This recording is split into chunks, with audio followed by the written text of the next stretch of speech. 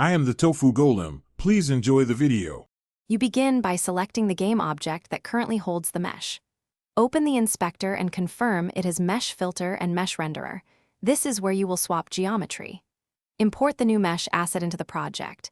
Make sure its scale matches your scene and that normals import correctly. Once done, back up the original mesh or duplicate the game object. This preserves materials and UVs so you can revert quickly if something looks off. Now replace the mesh filter. Mesh with your imported mesh asset by dragging it into the mesh slot. You do this to preserve the existing game object and material hookups so textures and shaders continue working. Make sure import settings include calculated tangents and readable meshes if you will edit vertices. After swapping, align position, rotation, and scale.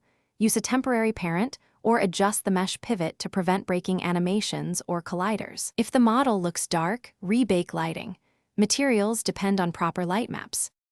Finish by updating colliders and LOD groups so the new mesh behaves correctly in-game. Test in play mode to confirm physics and animations still function.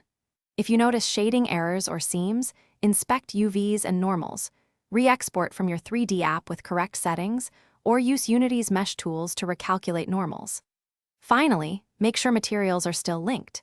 If textures appear missing, reassign them to the mesh renderer. One key troubleshooting tip: if geometry disappears, enable mesh filter. Shared mesh to ensure the app. Thanks for watching. Consider subscribing if we helped you today.